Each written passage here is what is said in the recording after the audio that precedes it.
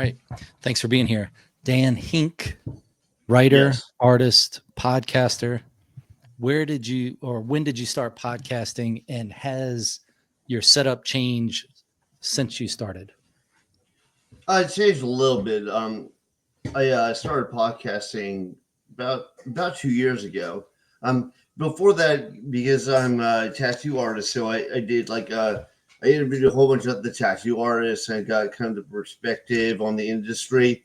Like I pretty much know everybody, so it's like I corner people that are like kind of big names in the tattoo industry. Like if you're big in the tattoo industry, nobody knows who you are except for tattoo artists. But so I corner them and I do I try and like get out the conversations that not like super technical, but stuff that like everyone's interested in, like a little bit about your journey, a little bit about your story, about what you've done, and then at some point I put out an anthology, and the guy that I was putting out the anthology with, he was his big thing is he shoots like videos for local companies and stuff. He's like, yeah, why don't you do your own podcast? And then it kind of went from there. What kind of equipment do you use for it? I have I mean, it's changed, but not too much. The microphone set that standalone microphone, like it stands up on the table. Um, Mm-hmm. I don't even remember the name of it. Although my memory's not the greatest, so I wouldn't trust that. But yeah, so it's the microphone's pretty good. I've got little camera that clips onto the top of the TV, so that films me. And then I just have a Zoom subscription, so that's pretty much it. Okay. How do you book your guests? Well, most of the guests I book are indie creators. Like I kind of like focus on niche market. So the niche market is like people into like the dark arts. So they could be like I know like comic artists. I've done comic books. I know a lot of authors. I've done author stuff. When I book in tattoo artists, it's like some tattoo artists are really boring. They really have nothing to say. You know, but the people that kind of have like a very unique style, they're I think a little bit more artistically minded, at least the way that I look at it. So those people I booked in some of those people, but and often those people they branch out to a couple things, different things. Like they also do monster makeup for movies. They also do whatever. Like Mark Blanchard, his girlfriend, and it might be his wife now. She does like monster makeup for movies in Hollywood. He's actually moving to Hollywood so that he can like work with her. But he owns his own studio in Massachusetts right now, and like right around Halloween they have like a big thing with the whole monster creatures created everywhere and stuff. But he's really good. But he's into. But my point is, he's into a bunch of different projects. So it's like you don't just go, "How was your day? All right, that's cool." It's more like, "Hey man, I'm working on this. I'm working on that." So, Yeah. but anybody who has Imagine. like something cool to talk about, pretty much, and it's like kind of along that avenue. Okay. I'd imagine that a tattoo artist probably has a lot of quiet contemplation is what's going on because you're thinking about what you're doing and you don't want to mess it up. So maybe you get to the point where you can talk to the person while you're doing it, but more likely it's you're trying to create this thing and you're thinking about that. Is that the case, or is that a different mindset? Well, everyone's in a different mindset, and like I've been doing it 25 years. So after you've been doing it for a long time, you kind of get like a pattern. So it's easy for you to talk and focus on the piece, working on at the same time. Like where people that have been tattooing like 1 year, they really need to focus. So you're kind of throwing them off the game if you like interrupt them. They're like, yeah, what? Like we have somebody like that at our shop. She's been tattooing for 2 years, and like you can see that it's like she likes to be like left alone. But I don't mind talking with people. I just mentally don't like it when people move. Mm. I'm like, if you gotta move, let me know and I'll stop. But don't move in the middle of something because I'm gonna screw up your tattoo if you do. But I've had some of the clients I've had for like 20 years. So, it isn't so much a problem. Nice. I get the first tattoo I got. I went in when I was 18 to the place, picked it off the wall, classic, and then personalized it a little. And the guy started, and we were like 4 hours into it, and he goes, "This is a pretty big piece for your first one." And I was getting to that edge of that's enough tattooing. Tolerability. Yeah, like where you're like, oh, geez, it's like they said the lining was going to be the worst part, but then when you start to get towards the inside of the arm, for me doing the coloring, I was like, geez, that's really bearing down. Or maybe that was just that you reach the limits you can do for a day, but in total, Probably it a took little about bit of 5 hours. both. I will say, like tattoos, there are places that people think they wouldn't hurt at all, that they hurt a lot, like on the ass. Because you Mm, think, oh, well, it's like firmly padded, or no, there are a lot of nerves there. So mm, pretty much anywhere that has a lot of nerves hurts more. Like that's why the inside of the armpit hurts so much, because the body puts the nerves there to protect it. Because if you got stabbed there, you'll bleed to death. So the body puts the nerves to protect places, doesn't know you're getting tattooing, just knows something's breaking the skin. Danger, Will yeah. Robinson.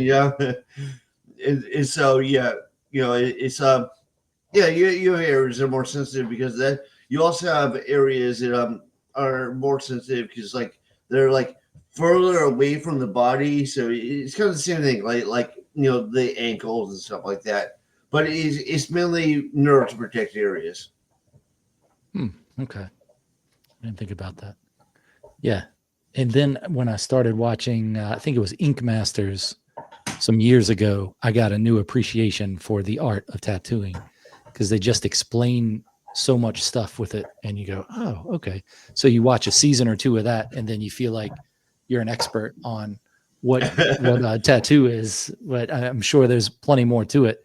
But there are things that I didn't consider with it that also cross over as they reasonably would into just regular drawing, where you think, oh, this is just thinking about shading and how to deal with certain contours to make it look a certain way, and then perspective. It's Well, there is a lot that goes into it, and I think there's a lot wrong about Ink Master. They invited me to be on that show 4 times, and like the first time I was talking to them, then I eventually turned it down. Then that first season was they're mostly people I know.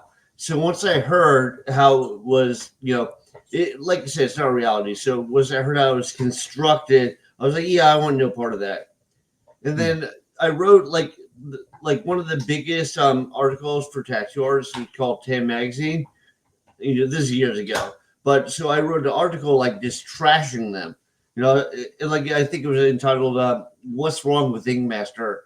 I think everything I put. I mean, there were valid points. It wasn't like just like hurling insults to them.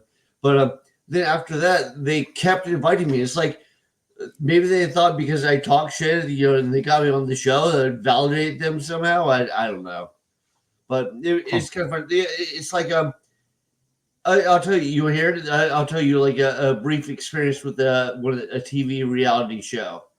Let's hear it. So I was working at Pollock's shop, and if you ever saw New York Inc. Making Massacre, like the kind of like attractive goth girl, Mm, that worked on the show. So she used to work at the show that I worked at, Deep Six, and so she was also filming one of those shows. There's like America's Best Cover Ups or Worst Tattoos or whatever. And the way they work, they didn't have a studio. You found a studio that would let you film there. So she asked Paul, she's like, hey, can I come back and film an episode of your shop? She's like, yeah, that's fine. So she had this guy come in from California. So he comes in the door and she greets him and they go, oh, we didn't give you the right angle. Can you re-enter? So, mm, uh,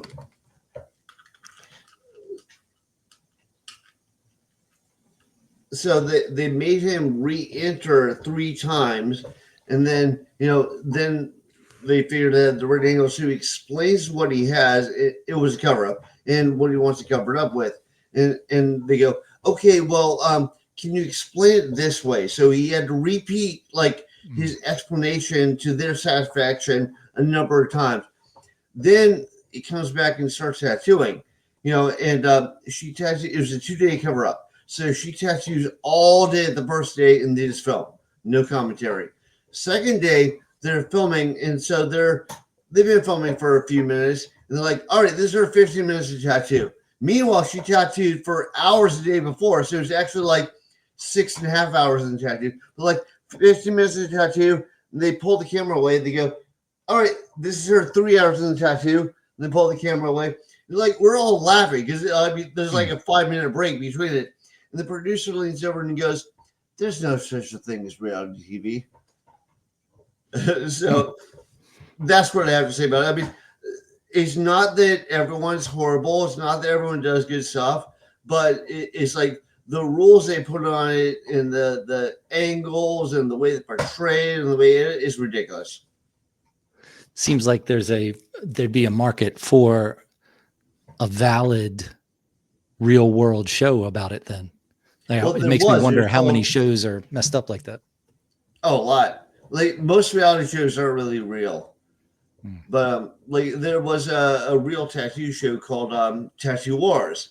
But the thing is, it wasn't heavily advertised. It wasn't, So like I remember what they do is they had 2 top-notch artists.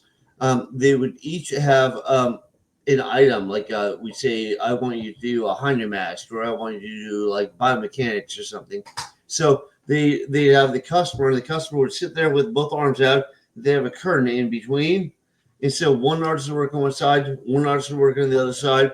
And then after the 6 hours or whatever, they go on stage because we had a tattoo convention, and the audience would vote on which arm they liked better. And I felt that was way more honest. Like I remember with the Inkmaster, like my friend Billy Vegas was on the first season, and they asked him to do, everyone's assignment was to do an old school piece. So Billy Vegas is from here. So New York old school is different than Texas old school. Like New York has like thinner lines and stuff. So he did an awesome New York old school piece.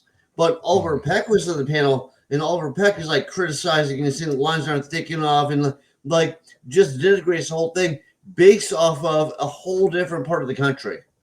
It's bullshit. Yeah. Huh. Yeah. Then it comes down to what just looks better.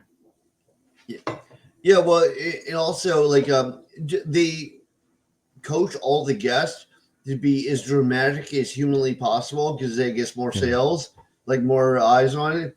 So I remember at the time I was living in Austin, Texas, and Jeremy Miller owns a shop there, and he's all booked up, and he like lives with his wife and his kids and whatever. So they contacted him for the first season as he was going to be on it. So I remember originally they were going to do it in Montauk, then they ended up doing it in Manhattan. But they said they wanted you to fly out to them. They wouldn't pay for it. They wanted you to fly out to them, stay with them. I mean, they covered where you're staying, but like you had to pay expenses and all that stuff. And then, you fly home. And, initially when they pitched it, they didn't pay you anything. You only got money if you won. After that, they finally upped it to where you got a little bit of money, but it didn't really make much difference. So Jeremy cleaned out his whole schedule. He's like booked up for months. And he cleaned out his whole schedule. It was all ready to fly there. And they said, oh, yeah, we're going to do it next month. So now he had like a whole month gone. Then he books up the next month, he clears out the next month, flies out there, and they coach his client to be, to have a huge reaction. So he starts tattooing her, and she freaks out and says it hurts and storms out. And so then he goes before the judges, and they go, well, you didn't finish your tattoo, you're out of here.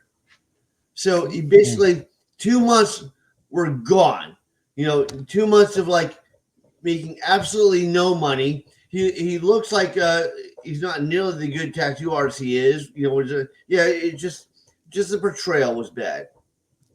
I wonder if they sit around in those meetings and say, what do we want for the first show? We want somebody that can't get tattooed and then leaves. Okay. Oh, I'm sure. And then what do we want for the, and they just write it out, and then they plug in the people to it. So it doesn't really matter who you're getting. Well, I remember like they had everybody from they have a guy who drives a garbage truck during the day and tattoos his friends at night. And they had him on the show. And then they had like, some people that were like world class on the show. But the one guy that they got that was like most people that they asked to be on it said, go fuck yourselves. No way. Like Mm. they asked Grime, and Grime, he wrote a very nasty letter. Then he sent it all to tattoo magazines so everyone could see what he did. But I remember when they pitched to me, they mentioned all those people. They didn't mention those people declined. They mentioned them. They're like, "Well, do you think you can compete?" And I was like, "Well, that's some heavy competition, but that makes me think your show is real." And it wasn't. And none of those people were on it. But yeah, so they got some people that are absolutely horrible, and then they had one guy because everyone else turned it down, but they had one guy that they knew would kind of blow everyone away. So they told him he would win before the show even began. Mm. Yeah, the Hollywood magic. I Exactly.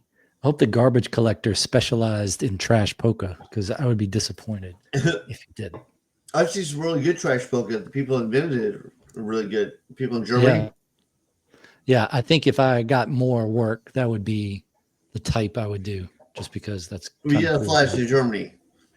Yeah, And you know maybe I'll that they skip it. kind of like do what they want. It's like it's not like they run it by you and you work out. So they're like, Oh, okay, I feel like doing this today. You're like, oh, that sounds terrible. So I can't get it. I can't get a B1 or a B52, with the target sign and then I'm the sure red you can lines. And suggest to them, and I'm sure that they'll say, okay, we'll take it into consideration. They do whatever they feel like, this is a boot and a submarine. What's going on here? and then they'll do this piece on you that you don't want, and they'll be like, by the way, this is what you owe us. Hmm. All right, you talked me out of it. So I won't be on any tattoo shows, and I'm not going to Germany for a tattoo. With your podcast, how did you decide on the frequency you published it? Well, I do it once a week. I do my stuff because I like do illustrations for like magazines and books, and I write and I put it on anthologies, and so I have that whole side, and I run a tattoo shop. I have a partner, but I do a lot more than him because he smokes a lot of pot. Yeah, Hmm. but so I'm real busy, or else I'd probably do it more frequently. But I do it once a week. Yeah, once a week's a job.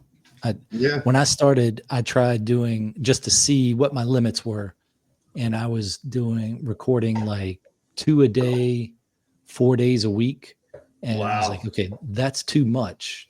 Oh yeah. That's like if you were getting paid and you had the studio and you were bringing people in, you had a booker and all that, then maybe that would be okay. But that's a lot to keep up with otherwise. And then I settled into a few weeks of having three released a day or three released once a week, just on the same day, Wednesdays, hump day calls. And then I'm down to one a week now, which is doable. And then you try to stay a little bit ahead so you're not stressing over, are you going to have somebody for next week? Right. And then booking probably, I got doing a lot of them. I was booked out to like 6 or 7 months.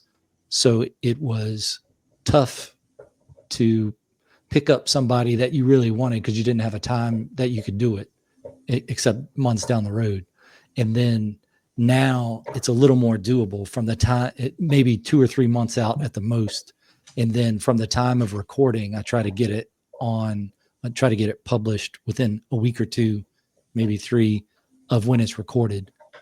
And that seems like it's working out pretty good. So I definitely think it helped starting out to do a lot to get used to it, but also to see what you can do Right. and then figure out what you can scale to do on your own. Because if you're not doing it, it's not getting done. I kind of feel like that's the best business model for everything. Like when I started tattooing, it's like, I was working up to 7 days a week, from open to close. Like now I do 3 days a week because I'm like, Mm. I have a whole bunch of other things I work on, and why burn yourself out? Like I literally got burnt out because also right like I think like 5 years of my career, 6 years of my career, I kind of blew up. So all of a sudden I was getting tons of emails. Every time I do like a guest spot at a convention, people were trying to book me up. So it was great, but it was like so overwhelming. I was like tattooing like 7 days a week, and just I just got burned out. You can't do that. It's hard to like keep that same fire and energy. Yeah. Yeah. But it's good to know what you could do if you needed to. Like if somebody Yeah. picked it up and was like, "Hey, we want you to do this podcast for this long," you could make a educated, statement about what you were comfortable doing and what you weren't. Like, I'm not doing 7 shows a week. I'll do this many, and that you're comfortable with. Just in case Spotify comes knocking and says, "Hey, we want to give you some millions for your show. How many can you do?" 200 But million, yeah, I wherever think they pay Joe. consistency. Yeah, because I'll take half. I'll take half of what he got. I'll do that. Only half, yeah. Yeah, I could be talked into a quarter, but I think Be consistency honest, is $1 the big million, thing. but Yeah, if somebody finds your show, which is pretty lucky if they find it, and then they like it, right, I think what you're putting out, every show has an audience because it has a person that's doing it. So if you're doing it, somebody else likes it. You just got to find them, and then once you have it out there and published, it's out there forever, I guess. As long as the servers are up. What? How do you deal with your publishing of the show? well, I record on Zoom and then I have window share and I edit it with that, and it might like be like usually I do anywhere from like 30 minutes to about an hour, and so I'll pull it into Wondershare, and then I like to put like a lot of stuff up there. Like I got a lot of that from John Stossel. Like I like John Stossel's stuff a lot. But what he said is he said that when he does like a video, like he'll talk about like he'll do like a short, like he's very libertarian. So there's a lot of like political commentary, just criticizing everyone, you know. But he loves to get a lot of imagery up there, and he's like, I'm from the TV world, and I kind of have a stutter, so I'm not the greatest at speaking.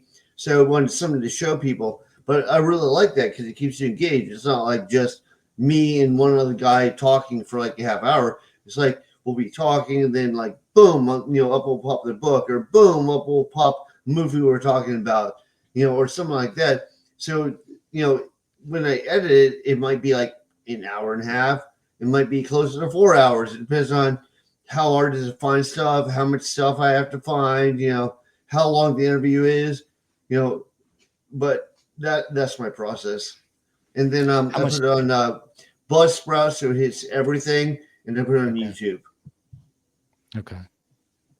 How much time do you put in on average for going back through after you record it to get everything straight to do the editing? Um, I have like a list, like Zoom sends me like when it's done processing or whatever. They send me a list, and then every week I debut on Thursday, like Thursday early morning, like 12:01 or 1 o'clock or whatever. As soon as I get done with the podcast, pretty much.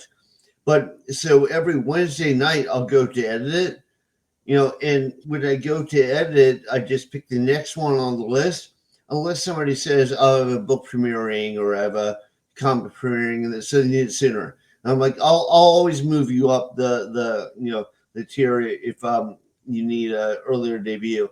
But it's about like it's a few months out, So I just pick the next one and I start editing it.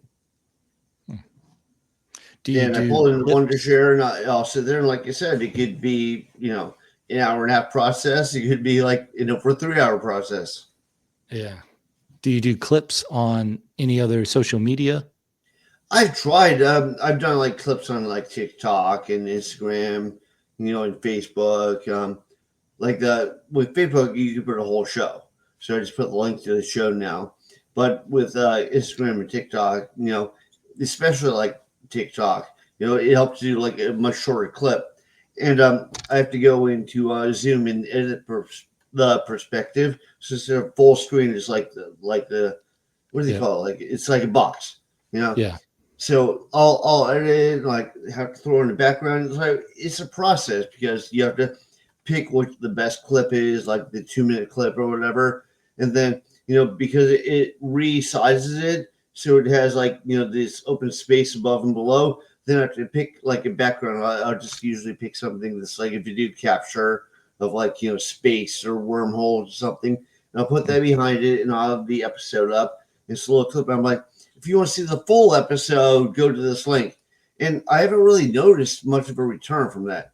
And I also like if I post something on TikTok, I could get 1,000 likes or I could get 5. And when I post video stuff, I get like 5 or 10.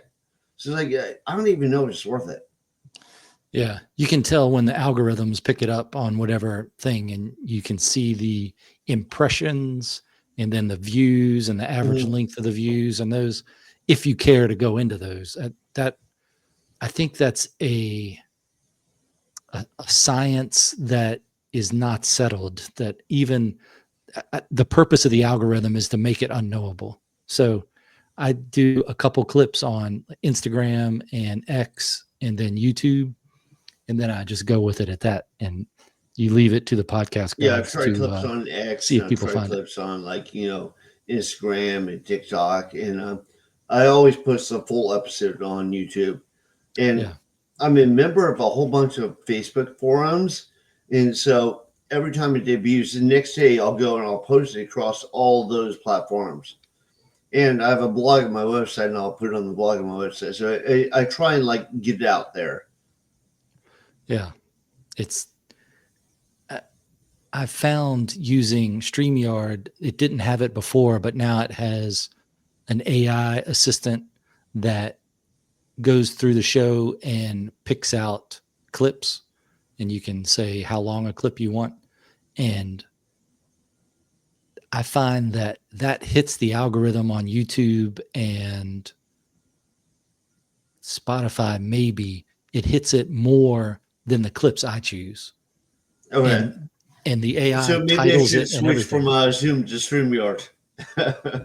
I mean, I like StreamYard. You just find one you like and that you know how to use and you're familiar with, and then go with it. But I've looked at a few when I started, and then I settled on StreamYard, and they've gotten better with the things that they offer that help a little. Like before, I was doing 6 clips a show that I was doing myself. So I'd have to go in, mark the time when you're doing it. Now they have a way that you can mark it.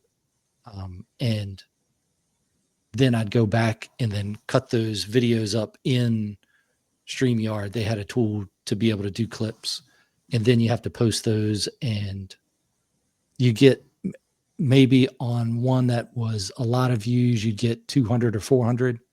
And then the AI one, when I started using that, I don't know if it's what they title it in or if just the computer recognizes the computer and they're part of some, technical union that we don't know about.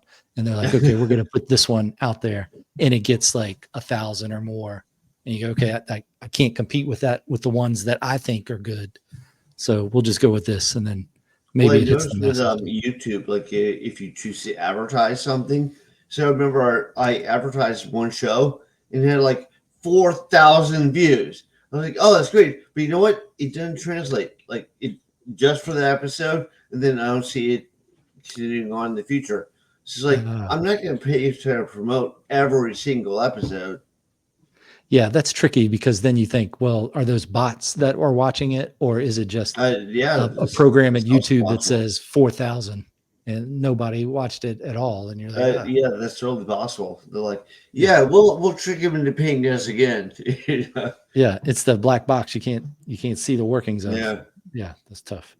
When you're booking guests, what's your success rate on the people that you ask to be on versus the ones that you end up recording a show with? If they're authors, the vast majority of authors agree to be on it.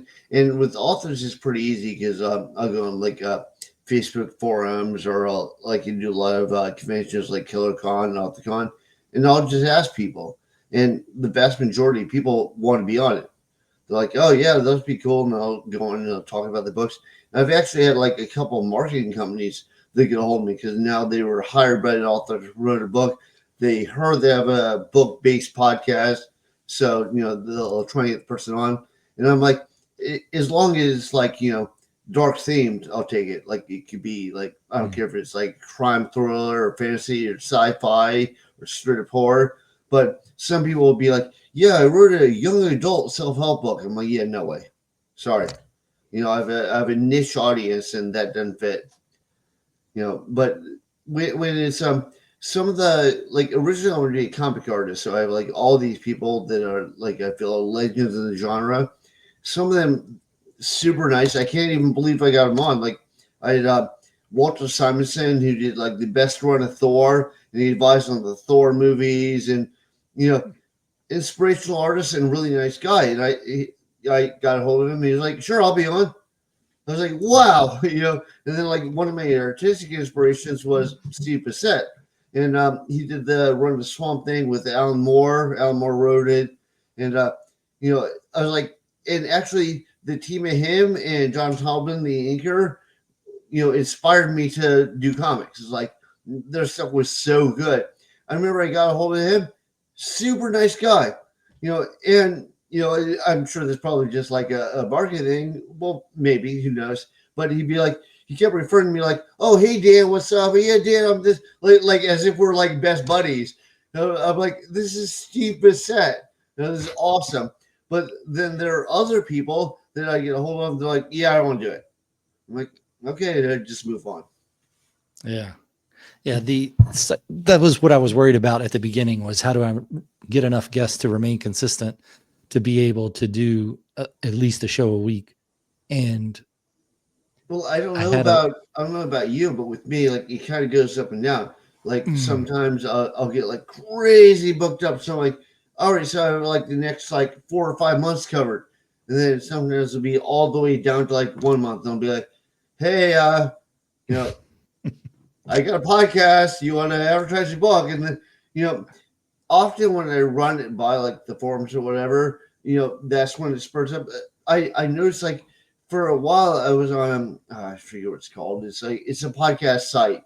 It's like they send you guests, and so like a profile of guests, and like you can pick one of those guests. They never have anybody that I want to invite, and they also have podcasts looking for guests. And the first time they put me out, I like 100 people get a hold of me. Like some of them were total crap, but I got a lot of guests. The second time they put me out, I had 10. Like I don't know what the difference was. Oh, it's called podcastguest.com. huh, Yeah. I don't know what so I was like, and they have like a paid version and they have a non-paid version. And I did the paid version for a while, and way more people asked me to be on their podcast because they put me in the guest section and they promote that section because you pay. But it makes absolutely no difference as far as like guests on your podcast. yeah. When I first started, the first 10 or so were people I knew. And then I was like, man, I'm getting worried because I don't have anybody else to be on. So I started going to like film meetings and things in the area. And this is in Jacksonville, and to other writing groups and talking to people that I knew to try to get people they know.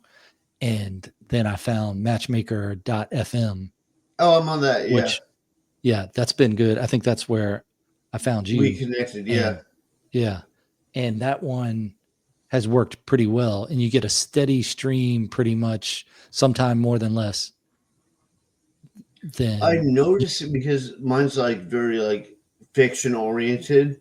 The people I get from Matchmaker FM have like the weirdest stuff. Like they're just like they're not really social people, and they'll have stuff that's like yeah, I do a lot of cosplay and this and that. So it's like they're very insular. Like whereas like when they go writer forums, they get just more like general writers.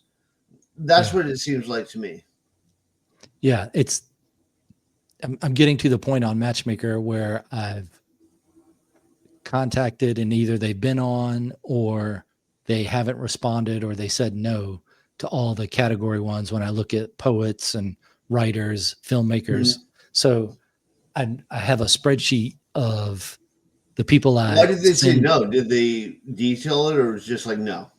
Sometimes they'll say, I've maybe 3 or 4 that have written back and said, no, I'm not interested in that.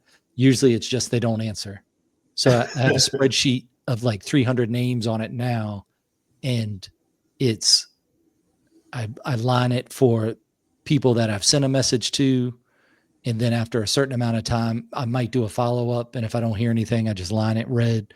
And then the people that are scheduled for a show is just regular white. And then the ones that I've already recorded are green. So I have this spreadsheet that I figured out at the beginning. You got to stay organized so you're not asking the same person over and over again.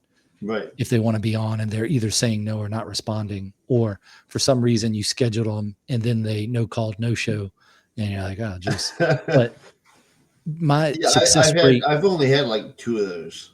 oh, wow. My success like, rate is about over 100 episodes 50%. out. Yeah. I got about 50% of people that I contact that will actually turn out to be on, like they actually show up. And I have fewer no call, no shows now, but at the beginning, I probably had 10 or 15 in the first year. Wow. So. Yeah, there was when I first started with and I had a partner, and then eventually I just took it over. But when I started with the partner, there were a couple of people that I had on, and there was some miscommunication between me and him. So I didn't know that the show was going to go on until they go, yeah, I'm excited to be in your show. I'm like, oh shit, what's this show? It was like in 10 minutes. And there was like one lady, this is like, I think this happened twice, in the entire run. But there's one lady where I just missed the episode, like no call, no show, and so I remember, she was very kind of hostile. And I was like, hey, I really apologize, blah, blah. She was basically like, I don't care. I just know to never be on your show. It's like, okay. But most people have been pretty good. Yeah. I'll reschedule them if I'll put on my spreadsheet, no call, no show. And if they send an email in a month or 2 after that, and they're asking to be on, say they just saw the message, then I'd go, oh, okay. Or if they forgot about it or whatever. And I've had a few that were non-apologetic, but a few that were more that were like, hey, sorry, I missed that. And I would put them on if it's disappointing when you get everything scheduled and then you send the link out and then nobody shows up. But you're like sitting there and just waiting. You're like, yeah, a minute now. Yeah. Also, it's okay sometimes because you're like, okay, well, I'm done. I don't have to worry about editing that. I don't have to worry about the show and all that. If it seems like a job, and it's one of those where you plan it, and then I think I over prepared for episodes where you research the person, look at their stuff, and then imagine what you would ask them, what the conversation is going to be like. Oh, I do it too much. I get so busy. I know like a little bit about them, but they'll be like, some people are like over the top. They're like, oh, you interviewed me? Let me send you my book. And then, it'll be like a week before the show. They get it. They'll be, did you read it? I'm like, no, did you? Read the cover. Arrived yesterday. Yeah. Yeah. I try not to. I've read a couple books of people, but it's because I knew them. So, and then sometimes I'll look at some of the work if they have it on their website and things. But I do find it's easy to over prepare, and then you're not excited about the conversation because you've already had. You're like, well, they kind of suck, yeah. You do get every now and then the duds where you think, oh, this is going to be great, and either they don't show up and you're disappointed, or they are not. They show up at the aren't what you thought they would be. Yeah. They are who we thought they were, and we let them off the hook. Yeah. It's hard to tell. Like I think I'm pretty amiable, but like some people are like they're really like kind of socially not fluid and also like you talk like you really have to get them out of their shell before they like open up a little bit. And some people are just like right off the bat, like Steve Bissett, the comic artist. Like when I talked to him, like he was just like he also, by the way, this is part of why I'm glad I didn't go into the comic field because initially I went to art school and I wanted to like I read Watchmen. I don't know if you read Watchmen, but I recommend it to everyone. But I remember I read Watchmen and I couldn't decide if I wanted to be a writer or an artist, and I read that and I was like, I can do both.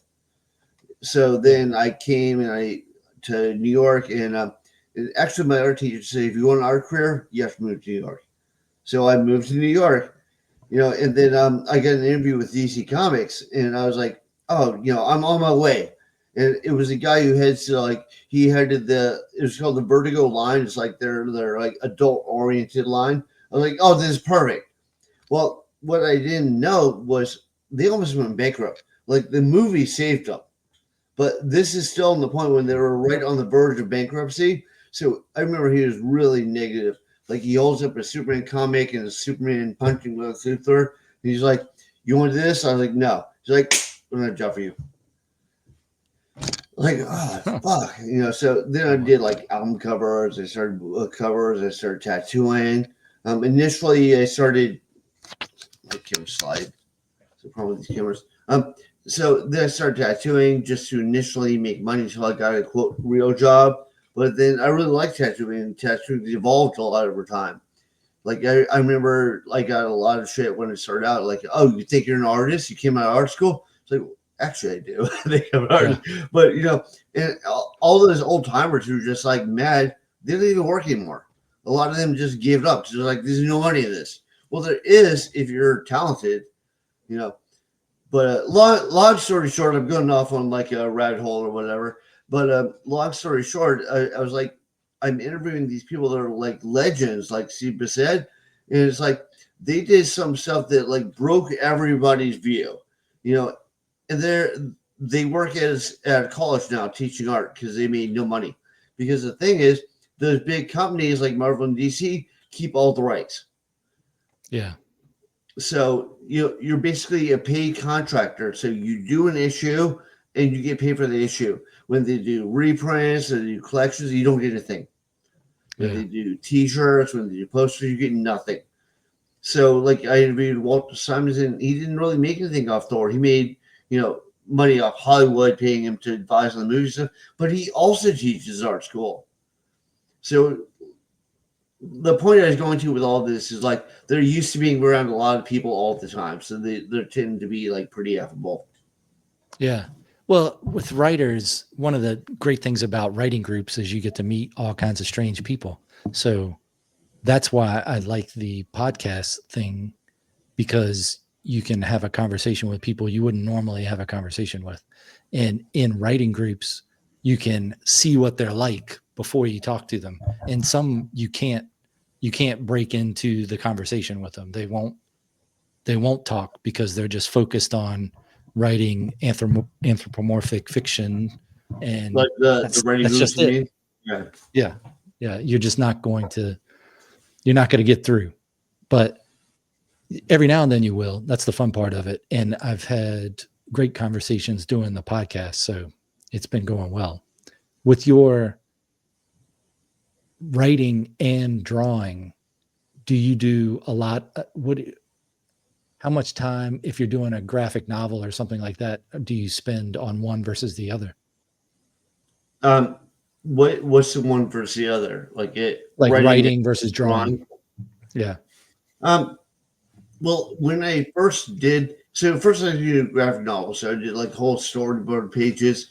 I can send you some if you want to check them out. But I have like all these early storyboard pages, and then when I realized that DC Comics was not the right place to publish it, especially with them like going down the tubes and only wanting superheroes, I was like, I'll do illustrated novels. So I was thinking like, I'll put a ton of illustrations in there, but my illustrations, they're super detailed. And actually, when I interviewed the comics, that was one of the problems. They're like, hey, these are too detailed for most inkers.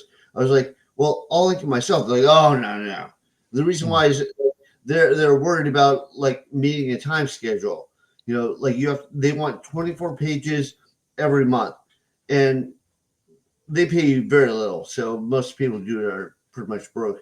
But they want 24 pages every month. And the thing is, so you have to wait till you get it from the penciler, and then if you're the inker, you have to wait till you get it from the penciler. Or if you're the penciler, you pencil it and then you send it to the author, and the author says, "Okay, I want this changed, I want that changed," and then you send it to the inker. And if the inker is no good, and when you start out, you get like the lower barrel inkers, they fuck up the beautiful pencils you did. So yeah, it's like it's a no winning proposition. But so I thought when I put out my own stuff, I was like, I'll do a whole bunch of illustrations. And then I was like, wow, these take a lot of time. So Yeah. I was going to do like 30 per book, and then I narrowed it down to 11. Okay. So, but I would say I spend more time writing. So I write the whole thing, and then I will literally spend like 3 days working on illustration. But it's like 3 days, 11 illustrations, as opposed to like a year writing a book. Do you think that when you do that, do you visualize when you're writing the story? Are you visualizing what the illustrations are going to be, or do you wait until No, the story's not over really. and then pick it? Okay. Like I try and tell the story, and like my writing is evolved over time. I would hope it would, but by writing, Yeah. like, so when I started, it was kind of like well, I'm inspired by all these like great like writers and comic writers and stuff, and then along the way you start to see all this stuff. You just evolve. So you know as it evolved, like originally I would kind of like, oh, right, this is cool. And I picture stuff and then I try and put it into words. Now I just try and tell a fluid story. And then after the story's done, I'm like, okay, well, that would make a great image. Okay, that would make a great image. So it's a little bit different. Like I went from like a very visual only perspective to I think a more like diverse, like kind of story writer oriented perspective. One of the things that helped me change my regular novel writing was script writing, because you cut down on the visual so much. Like you spend hardly any time talking about the visual. It's exterior, night, grocery store, and then that's it. Before, that would be pages of explanation, Yeah, no, and you're exactly. Yeah. back with it. Now you You talk actually all see day. it, so you don't have to describe it. Yeah, it's just dialogue, and it really helped my dialogue get And better. the imagery probably helps tell you part of the story. So you have to count the imagery into the story, because, like, that just the way that looks like, okay, is the building dark? Does it look like kind of a horror based? Like, it kind of like gives off those vibes. Okay, well, if that's included, I don't need to write that because you already know that. Yeah, it's it made me realize how different script writing was, and how understand more the job of a director versus the writer versus the actor, that you need all those parts to go well for it to come out well. Because Right.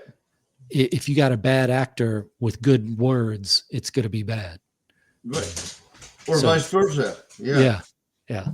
But it did help with my novel writing. And then another thing that helped it was collaborative writing. So writing with Okay. somebody else, and it made me let go more. And that was the path I did, was novels, collaborative writing, screenwriting. And I Okay. think that was easier because the collaborative writing, you're giving up a lot. And then Total if you're control. doing Yeah. yeah, if you're doing a script, you've given up even more. Like Okay. it's just It's how suggestions the for the director. director and the actor are going to portray it. Yeah. I said, Yeah. obviously, I haven't done any script. Well, no, obviously, but I haven't done any script writing. Collaboration sounds like a good deal. I run stuff by a lot of beta readers and stuff, so I get some feedback from that. But collaboration sounds like they'd probably be like very instructive. Yeah, we used Google Docs to do it to start with, and then we started using Dabble after that. Right before Dabble came out with the the collaboration part of it, this was a couple years ago, and the guy that I was writing with knew the programmers or was able to contact them for Dabble, and we got their beta version of it. But you can go on there and start typing while they're typing too, so you can see each other's work as it's happening. And it turned into basically, I mean, it was fun writing it, but you had to write your part and then wait for them to write their part. So you felt a little pressure, more pressure than normal, to finish what you needed to for writing. And it made you more excited about writing the next thing. And also, so what was it? Mainly you the AI collaborator, or have you done it with like a live collaborator as well? real person. Yeah. I haven't done an AI collaboration. That'd be interesting. No, that's what it, like maybe I like misunderstood, but that's what it sounded like you were saying. Oh, no, I haven't used AI for anything yet. I thought about using it for storyboarding, just stuff that's written, and just put it into the whatever journey or whatever those different programs are, and just say, give me a storyboard for this story and see what they came up with. But it's the fun of writing with another person is you get to talk about it with them, and then you go off and you do your own writing. You see how it mixes together, the concepts and all that stuff, right? yeah, and you're trying to make it sound like the other person is writing. You know, you want the styles to match, and Right. then you're putting things in just to see if they'll catch them, like things that aren't going to make it in the final, but just jokes and things that you're putting in. And then every now and then some of those things stay in, and you go, oh geez, okay. I always feel like AI, whether it's artwork or writing, but especially writing, like it kind of loses that like you can feel like kind of the depth when like people write it. With AI, Yeah. it just feels a little bit more shallow. Like they kind of like it's not even by a lot. It's like they cut just enough corners or they sharpen, over polish certain things. Just like that didn't feel authentic. Yeah. It just feels like you kind of like a shallow news coverage or something, as opposed to like diving into something. I haven't I don't know. Maybe that's just tried, me. I haven't tried it yet, but I wonder if collaborating on an AI, like you put in half a story and then you say, can you write the other half? I don't And know. see what comes First of out. all, yeah, I wouldn't know how to do that, but I have to learn that. But then if it came out with something, I would think it'd take longer to go through it and touch it up than it would to just write it yourself. Well, I've So, also seen like the other programs like they have Grammarly, but they have a couple others. But they have one that like reorder sentences for you. And I remember when I first started, I had an editor called Monger. He was a really good editor, and it helped me a lot because I wasn't used to writing when I first started. And he would reorganize the sentence so it said the exact same thing but better, like mhm. more fluid, whatever. So then now I edit my own stuff, and I remember I tried using that app, so it'll reorganize sentences, but like half the time is good, half the time you're like, that's not the way I wanted to portray this scene, or that's Yeah. not what I wanted to say. And I do a lot of anthologies, and I have like all those editing programs. It'll say so it'll catch like misspellings and stuff, but it'll say just like an edit, and I'll look at this just and 9 times out of 10, that's not what I put in there. Yeah. It's still, I think it's worth putting it through Grammarly. I like Grammarly, and you can learn, you can learn Right. how Well, to write I'm from talking it. about Grimly. It's like there's something else as well. Like they'll do this like blue underlining of the whole passage, and then they'll Oh, that suggest sounds way like to Right change Point. it. What? University of Phoenix has a program called Right Point. I used to teach for them, and I don't know if it's available outside of taking a University of Phoenix class, but Right Point was pretty great. It would put everything in blue that was the issue, like passive voice or something like that. And it would explain what passive voice is. So every time you did it, you got an education on what passive voice is. So you're going to learn it. And then you think, okay, I'm not going to do it on when I write this time because I don't want to have Right Point tell me I'm writing in a passive voice. So for no other reason than that, you fix it. It's But good. It helps you catch yeah, whether it's like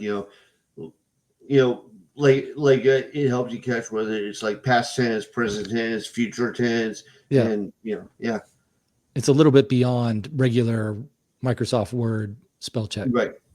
So I like that. That program was good. It would be frustrating to have a program that you didn't like the results from. So I would say try something else. But Well, I remember my editor called Monk is probably very common. Like I've copied it down when I do anthologies. But what he'll do is he'll like take a manuscript and the stuff that he thinks should be changed will be Microsoft Word will turn it into red, and then you put the changes in and they're in blue, and you can right. either accept or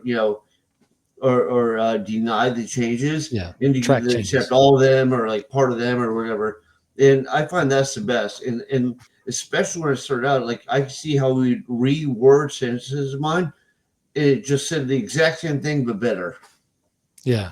I like that. I think because I'm an 80s kid that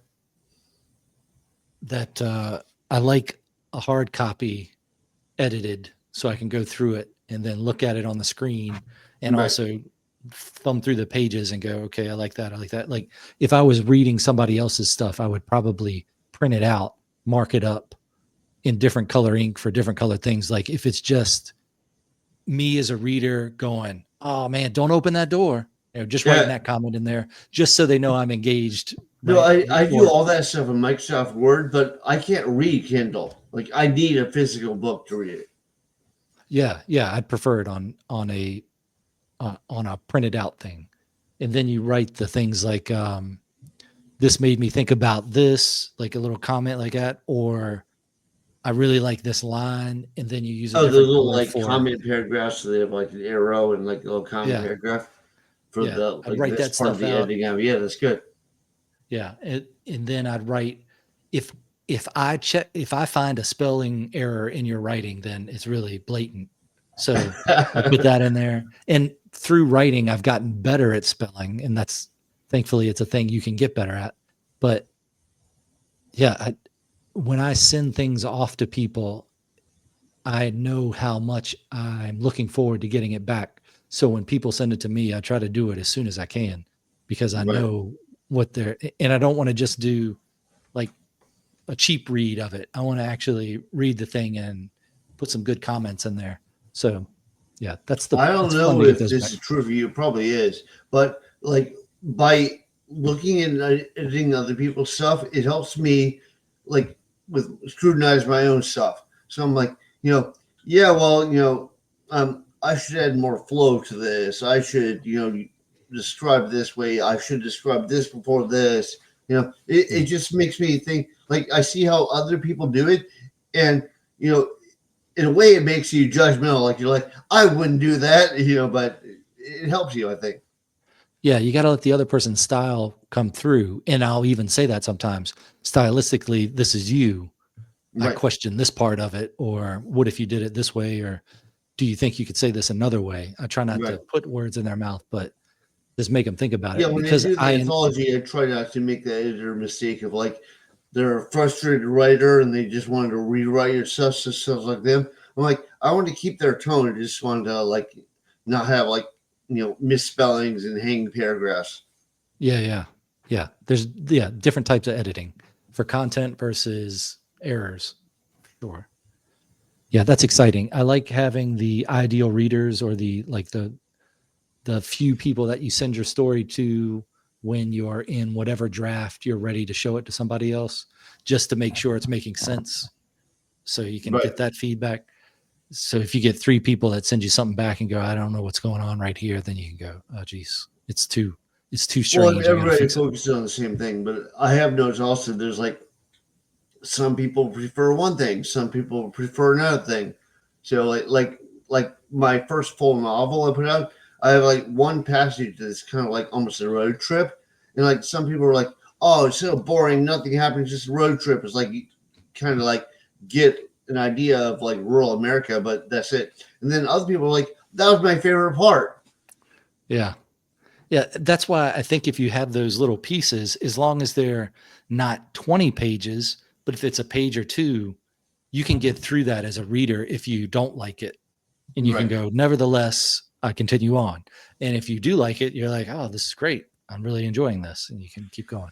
Well, there's also, there are words that I overuse. Like I overuse the word ochre. I didn't even notice it because you're writing, you just put it in. And then, a couple people said, hey, man, you must really like this word. And I was like, all right. Then I was like, yeah, you're right. So you go back and change it. But nobody was like, oh, yeah, that's great. Like, people were anywhere from like, you use it a lot to like, oh, you must like this. Whatever. I was like, I should look at that. Yeah, it's the rare words that you don't normally see are the ones that stick out. And when they start sticking out to you, that's when I start underlining them. And then I see how many times they appear in that paragraph, page, or chapter. And then that's when I'd make a note of it. So for people, and then I have a little explanation of how I do notes at the beginning of it, where I say, if it's underlined in red, that's just me noting that word. So if there's 25 ands in 3 paragraphs, then I'm probably going to underline them. And if you say trundle 4 times on a page, I'm definitely underlining it, because that's not a word you normally hear. Now, if you say the 4 times, that's going to be okay. That's what happens. You're also, I think, not supposed to repeat the same word like right next to each other. Like one sentence, use the same word twice. It's like, unless it's like a and or that, but if it's like, fairly distinct, then, yeah. Yeah, if it's a word that melts into the background, it's okay. Plus, sometimes if you're writing in a tone or a pentameter or something, then you want that extra beat, so you got to put stuff in there. So I understand that too. But so you have like a repetitive pattern. Yeah. Yeah. Well, I remember when I started out, because I think partially because I was an illustrator, I would like over describe stuff. And I remember I did a Stephen King seminar, and like like he was talking about how like there's stuff that you don't need. You don't need to know what color the socks were. you don't need to. So then I started like taking a lot of stuff out. Yeah, those are the things that you realize when you've written something and you see somebody else write it. You go, that means something. There's a reason they put that pair of socks on this place like over if they here. describe it, it's because it's significant. Something's going to happen with that later, so that's in the back of your mind. But yeah, the Stephen King book on writing, I really like that one. I don't like his idea of writing stuff in a notebook or taking notes about things is a great way to memorialize bad ideas. I don't agree with that. It can work for some people, but I like taking notes. Yeah, I don't agree with that. I take notes on my phone all the time. I have like a whole list of notes. Yeah. How do you organize those? What I do for each story, like I'm doing right now, the next story I'm doing is for anthology.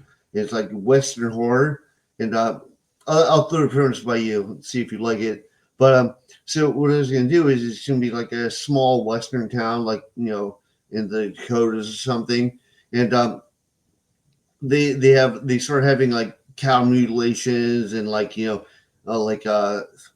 alien signs in the crops and stuff. So there's like a religious community, like one of those like almost tent revivals, but like back in the old West, they were like really over the top. So they're convincing people these are agents of Satan. The aliens are coming. They're really demons. So they're stirring people up, getting hostile. It turns out they're doing all that and blaming it on the aliens. So aliens are coming, but they're just like peaceful visitor, travelers, whatever. But they're getting pigeonholed and stereotyped by the religious people. So that was the idea. Okay. Yeah, that's going to work. I got into Bone Tomahawk before I knew what it was. Like I didn't know it was a horror movie. And I'm watching it one night, it's rainy outside, and I'm thinking, I'm just going to cozy up here and watch a nice Kurt Russell Western. And the opening scene of that, I was like, what? Well, you should was that Kurt so Russell, scary? Yeah. Should have been like, wait, The Thing, Escape from New York. Maybe it's going to have a dark tinge to it. Yeah, Bone Tomahawk got rough in that thing. I was like, I got to find out what happens to these troglodytes. But it's Was it good? yeah, if you like Western horror, then Right. watch Bone Tomahawk, but watch Okay. it all in one sitting. Try not to have a lot of interruptions Okay. and watch it How at long night. is it? How long is it? Yeah. Or how that's probably 2 hours or so. Okay. Yeah, that's not a lot. Yeah. I Yeah. mean, if you got to go to the bathroom, go to the bathroom. But I'm just saying, Well, when you, I'll probably watch here. I have like a giant TV, so yeah. oh, yeah, you got to Bone Tomahawk.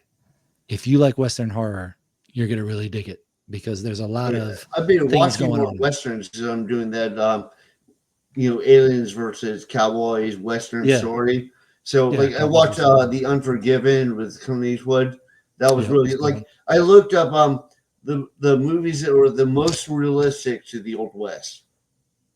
Yeah. Clint Eastwood, great Westerns. I like those better than the John Wayne ones, but I watch a John Wayne Western too. Right. That's fun.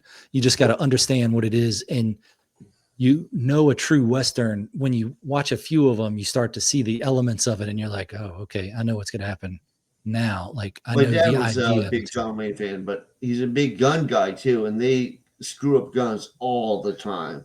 Yeah. And Some stuff you got to let go. you don't shoot like this, you'll break your wrist. Yeah. They're super loud. It's like, how does nobody wear like earmuffs so they don't go deaf? And then it'll be like, I remember he used to criticize the A team, like they'll shoot like 20 shots from a 6-shot revolver. Yeah. And, he's like, You don't have time to reload. Yeah. You yeah. just got to go. This is a Hollywood magazine. But the John Wayne ones are okay. And then True Grit, the new one is good. The old I one is saw good. that, yeah. And I watched all the Coen Brothers stuff. Yeah. Here's No the Country for Old Western. Men is fucking awesome. Yeah, that's a good one. That guy is short. He looked in my mind in that movie and in the James Bond movie. I was like, oh, that guy's pretty tall. No, Oh, that really? guy's short. That guy's short. And then let's see, The Harder They Fall. That's a Western that's going to take you by surprise. But The Harder They Fall. I'll check that out. Yeah. It has all the elements in it, and it's mainly a black cast, and it's a soulful type Western. And man, the soundtrack is great. The movie is great. I couldn't watch that all the way through at one sitting because it was so violent. And I would just go, okay, I'm going to watch a little bit of this. And now I'm going to go. So what's it called again? The Harder They Fall. The Harder They Fall. Okay. Yeah. It starts out, it's great. The opening scene is so Western. You're like, that's the elements you're looking for right there. Like, I feel like I'm sitting down with Grandpa Hicks watching a Western. And it's good. It's good. And then Bone Tomahawk, the first scene of that is terrifying. Sorry, what? And then Bone Tomahawk, the first scene of that is The Harder They Fall and Bone Tomahawk. I should watch both of them. Yeah. Those are good. There's a movie I saw, so there's a little bit more to the story. Like, it's going to be a guy that's going up west right after the Civil War. Like, he was fighting with the Confederacy, but like a lot of the people fighting with the Confederacy weren't even too into it. They just drafted into it. So it's going to be like he was in the Confederacy.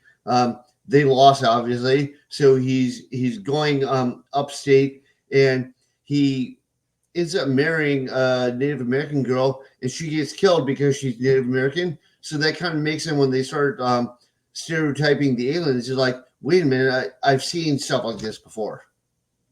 So I watched the movie The Free State of Jones. Yep. Have you seen that movie? Yep. So I watched that. That kind of made me think of it like that, because you have Matthew McConaughey, and then it's like you can see kind of a lot of the people that are kind of drafted into the Civil War, that they're like, we're just farmers or people. It's like, what the fuck,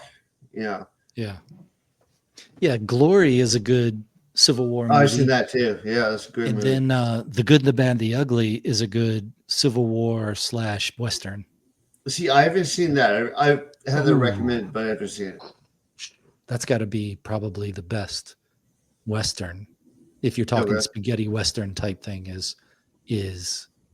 then look at the history of Clint Eastwood acting in Westerns, who directed him, and then him starting to do the Westerns. That's fun to look at all that stuff too, because you can see Wasn't how, Sergio Leone who's doing the spaghetti westerns, and that's what yeah. the Good and the Bad and the Ugly was, and then he kind of got like when he's doing it himself, he got like a little bit of that darker tint, kind of more realistic, darker tint. Yeah, like a Western is not going to end well. I mean, Right. it's going to have an acceptable ending, but most of the time it's not a happily ever after ending. It's just a life continues on ending. And that's how you know you're in that true fistful of dollars, pale rider, good, the bad, the ugly type ending. The good and the bad, the ugly is a pretty triumphant ending, but those old Westerns are great. I like those. Let's see. There was another one I was thinking about that would be worth. I mean, Cowboys and Aliens, if you've seen that one. I didn't like that too much. Daniel Craig and Harrison Ford. Yeah. Yeah. And then It's unfortunate John because they're both Carter. good actors, but I don't think the movie's that strong. John Carter is a pretty good. I saw Western. that one actually I thought was very good. I was surprised it didn't do better. Yeah. I was like, applause, Disney, applause. And then it got the bad reviews. I was like, no, this is pretty good. This is good. This is a good movie. It apparently that did a lot of damage to the actor's career and stuff. Because they're like, oh well, he's not a leading man. It's like that was one off. They didn't take off. Oh, I think he was the same guy from Friday Night Lights, right? Wasn't he in that TV show? I never saw that, so I don't know. And then he was in a couple other things, but yeah, I think that was a great movie. I mean, I don't know if it would be in my top 10, but if you're talking Westerns, it's definitely going to come up in the conversation. No, but I thoroughly enjoyed it. Yeah. Yeah. It's original and yeah, it's good. So Bone Tomahawk and The Good, Bad, and Ugly, and what was the other one again? The Harder They Fall. The Harder They Fall. I'm I'm pretty sure I'm going to check and make sure. Double check. I got the soundtrack for that one. Like I bought it on iTunes, old school style.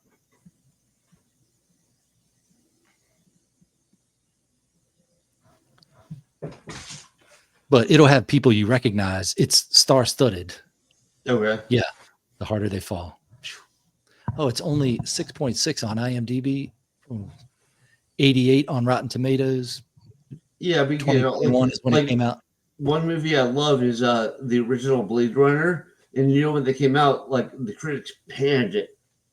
Like now it's considered a classic, but all I'm saying is, that isn't necessarily an indication. Yeah, a lot of those movies are tied to where you were in life when you saw it, and it captures your imagination of then. So then you look at it later and you feel different about it. It's like Flash Gordon. Like watching Flash Gordon as a kid, it was awesome. And then watching Flash Gordon in my 20s, I was like, this is terrible. And then watching Flash Gordon in my 30s, I was like, not too bad. Not too bad. Yeah. And then 40s, I was like, that's pretty good. That's pretty good. Well, I remember there were also movies I saw like when I was a kid, like what's that movie? The one with the guy plays a video game, and it turns out he's like actually like really good at the video games. So he's good at piloting the spacecraft. The Last Starfighter. Yeah, Last Starfighter. So I was like, the story is great, and I loved it when I was a kid. And I saw it recently, and I was like, so you can see like all the errors of like bad technology. So it's like when the ship gets hit, you shake the camera, so it looks like the ship is shaking. Like it's still a strong story, but it's like it didn't have the same. Doesn't hold up. Hold up. The Flash Gordon is super cheesy when you look at it again, but then that's the charm of it. Is you're like, oh well, as a kid it was great. Hawkman flying around, that didn't look fake. I remember seeing it as a kid and I enjoyed it. Yeah. And now you go, oh, okay, all right.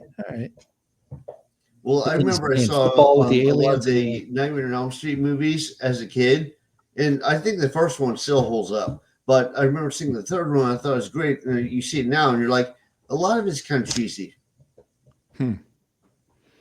Yeah, I didn't get into those growing up, so I don't have a good base for talking about them. I just know of them. Well, I remember I used to go see plenty of horror movies, but because they would be R-rated, my mom would have to buy tickets, and then so a lot of times that would work fine. And then I saw Friday the 13th, 3, 4, 5, and 6 in the theaters, and then for 7, the theater attendant said, "Okay, if you buy tickets, you have to watch it with him." And my mom wouldn't watch it, so I never saw another one. Oh, geez. Aren't there there's over 13 of them, aren't there? I know that eventually I saw 10, Jason X, the one where he Yeah. goes to It's in space. space, wasn't it? Yeah. Yeah. And then that was like the end of the franchise for a while because that was so cheesy. And then they brought it back and they kind of like reimagined him. And I hate when they do that, but they reimagined him and some people liked it and some people didn't. But I think that was it. So technically, I guess 11, 10 of the original series, and then one reimagining. Oh, okay. They didn't get to 13 yet. Maybe it should be a Western. It's kind of disheartening because I always refer to Jason as the best character in the worst movies. And I remember somebody, because like for a long time I was like the horror guy for tattooing.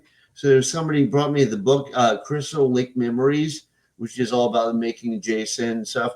Yeah. And Sean Cunningham, the original director, talking about the first Jason. He's like, well, Halloween's a big hit. How can we copy that without getting sued? Like that was the whole idea behind Jason. And like the hockey mask, that was a happenstance. That was the third movie. He's like in somebody's garage. He puts it on, and then people loved it, so they just stuck with it.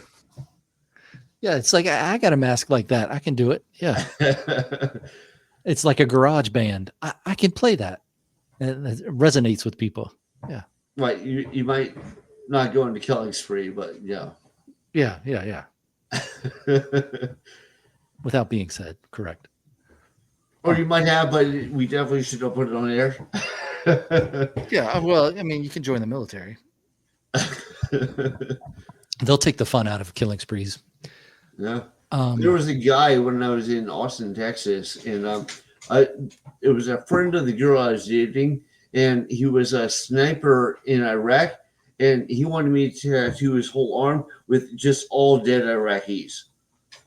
I was like, I don't know if I should do it. Then he got drafted back to go to Iraq. So, like, he's probably a little bit fucked up though. He just wants all dead Iraqis tattooed on his arm. Yeah. Huh. I could see maybe like on your left hand, if you're depending on what hand you're shooting with, that you get a tattoo of the rifle. Like you're looking at the rifle. That could be interesting. I don't know exactly how you would do it, but that was. I think the only problem is some people see stuff on paper and like the rifle, like the lines look nice and straight on paper, but skin isn't straight. It's like this. Yeah. So I remember like probably one of the best examples is like this guy and his girlfriend. They got clocks on them without hands. And that's supposed to mean like forever, like or love forever. There's no time on it, whatever. They're always late. Yeah, so I spent forever doing a perfect circle, which is not easy to do freehand. And I did on the back, like they each got on the shoulder. So the shoulder isn't flat like a piece of paper, it's like folds. So I was like, okay, I did perfect circles. This is awesome. I'll take a photo. And then you like to take a photo and you're like, dude, it looks all fucked up. And it's not that the circle is fucked up, it's that it flows over the skin. Yeah. So my point with the rifle is like the barrel wouldn't be straight, like straight lines don't really work as well as tattoos. All right. Once again, you talked me out of it. I'm not gonna Nice. Well then, what are you working on now for writing? Well, I'm doing that short story, the horror Western aliens one. Like I'm heavily inspired by H.P. Lovecraft, his whole like cosmic horror thing. So like I like to bring a little bit of cosmic horror and everything. So even if I'm doing a horror Western, I still want to like that's part of the idea of like, yeah, I should bring aliens in it and stuff. But so I'm working on that. and then I have the anthology coming out, and I have what I do with the anthologies is I'm not Jeff Bezos, so I can't offer you tons of money. But for every story, I do an illustration. Like you've seen the Zill books, they all have illustrations. So I Mhm. do a slightly bigger, more detailed kind of comic book style illustration. I'm like, I will trade you the original illustration for a short story. And like I've had some people that just they won't sign up because they want an illustration so bad. But so I'm putting out a new anthology called "The Joke Is on Mankind," which is a Lovecraft quote. It's like the full quote is like, "Life is indeed funny, but the joke is on mankind." Mhm. So I painted the cover. I have all the stories, and right now I'm currently working on illustration. I already have the front cover and the back cover. Right, I'm just the stories that most of the stories I've edited, so they're ready to go. I just have to do the illustrations, and I'm trying to get the whole thing together and put it out before the next author convention I do, which is AuthorCon in Dallas. How are you publishing it, on just KDP or something? Yeah, Something I else? started my own publishing company, and so I publish everything through KDP, but like Yeah. with my own ISBNs and all that sort of stuff. Oh, okay. Yeah, I like Amazon's publishing. I've done self-publishing through a self-publishing house. iUniverse was the name of it. And now I think it's Yeah. supposedly under Penguin, or it was last time I saw. And I, I'm glad I did it because it was a good experience to have the experience, but I wouldn't do it again. And with the KDP publishing, it's you can control so much of it. It's great.